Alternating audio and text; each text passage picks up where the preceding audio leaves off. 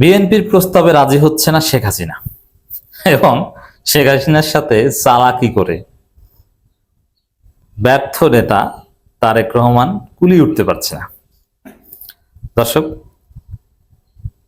শেখ হাসিনাকে বাদ দিয়ে একটা রিফাইন্ড আওয়ামী লীগ করতে চায় তারেক রহমান। এই অ্যাসাইনমেন্ট বিএনপির একটা অংশকে দিয়েছে এবং তারা গোয়েন্দা সংস্থা নিয়ে এটা খেলছে, যার অংশ হিসেবে সেলিনা হায়াত আইবিকে মুক্তি দেওয়া হয়েছে। রিফাইন্ড আওয়ামী লীগ করতে চায়, কিন্তু শেখ হাসিনা এবং আওয়ামী লীগকে নানান টোপও দেয় যে আওয়ামী লীগের স্থানীয় সরকার নির্বাচনে অংশগ্রহণ করতে। ডাক্তার জাহেদকে আমরা গালাগালি করি যে তিনি কেন বলছেন যে স্থানীয় সরকার নির্বাচনে আওয়ামী লীগ অংশগ্রহণ করতে পারবে, এটা তিনি ঠিক বলেননি। এই ডাক্তার জাহেদ বিএনপি সরকারকে ডুবাবে, অমুক্ত। মানে ডাক্তার জাহেদ তারেক রহমানের পুতুল।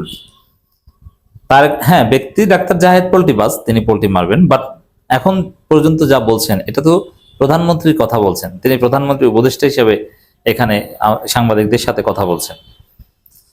অতএব এটা ডাক্তার জাহেদের ব্যক্তিগত কোনো কথা নয়। আওয়ামী লীগের নেতারা নির্বাচনে অংশগ্রহণ করতে পারবে, আওয়ামী লীগ নিষিদ্ধ নয়, এই কথাও বলেছেন ডাক্তার জাহেদ। আওয়ামী লীগের কার্যক্রম নিষিদ্ধ, অতএব আওয়ামী লীগের যারা লোকজন আছে তাদের কোনো সমস্যা নেই, তারা নির্বাচনে অংশগ্রহণ করতে পারবে। তো এই যে বক্তব্য, তাহলে জাতীয় নির্বাচনে তারা কেন পারেনি? স্বতন্ত্র তাদেরকে কেন দাঁড়াতে দেননি? ফাজলামি মারান। তো দর্শক, এটা তারেক রহমানের একটা প্ল্যান। তারেক রহমানের প্ল্যান হচ্ছে যে হাসিনাকে বাদ দিও। তারেক রহমান হাসিনাকে সহ্য করতে পারে না, কিন্তু আওয়ামী লীগকে অ্যাকসেপ্ট করতে চায়। হ্যাঁ, আওয়ামী লীগকে বিএনপির ভোট ব্যাংক হিসেবে ব্যবহার করতে চায়, বা বিএনপির একটা অক্সিলারি ফোর্স হিসেবে ব্যবহার করতে চায়, অথবা জামাতকে ঠেকাতে আওয়ামী লীগকে কাজে লাগাতে চায়। নানান প্ল্যান আছে, বাট শেখ হাসিনাকে না। তারেক রহমানের চিন্তা হচ্ছে শেখ হাসিনাকে বাদ দিয়ে বাকি আওয়ামী লীগে আসো, আর ওবায়দুল কাদের, আসাদুজ্জামান বা একদম শীর্ষস্থানীয় যারা অলরেডি মামলার আসামি, তারা তো এমনিতেই বাদ পড়ে যাবে। এটা শেখ হাসিনা আসলেও বাদ পড়ে যাবে।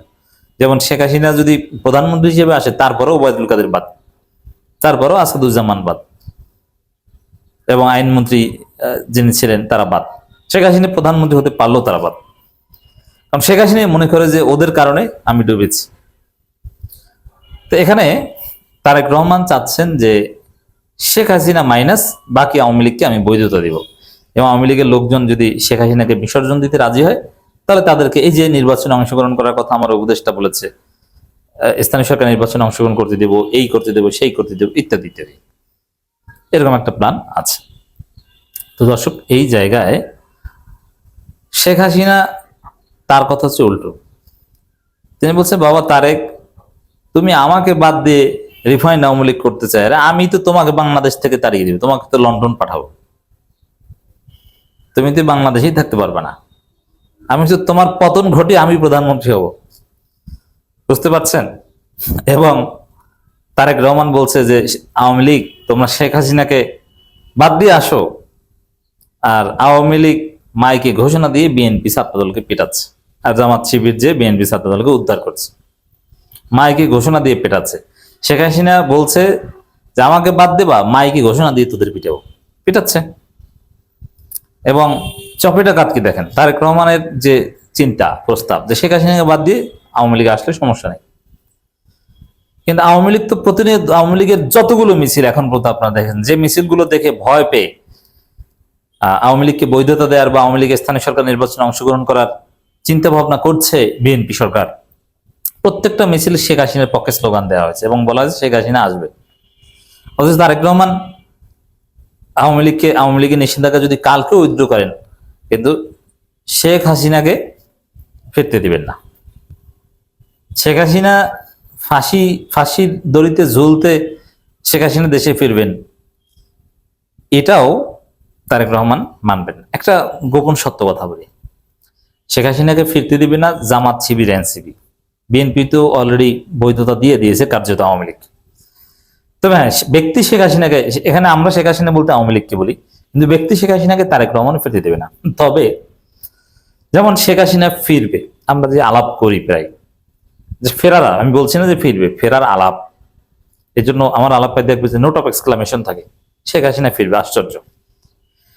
এই আলাপে যে কত মানুষ ভয় ঘুমাতে পারে না, শেখ হাসিনাকে প্রচন্ড ভয় পায় এই জাতি, এমন রাজনীতিবিদরা অনেকে, তারা মনে করবে শেখ হাসিনা আসবে, আসলে আমি কি বাংলাদেশে থাকতে পারবো না, শেখ হাসিনা যেদিন আসবে তার 2 দিন আগেই পালাবো।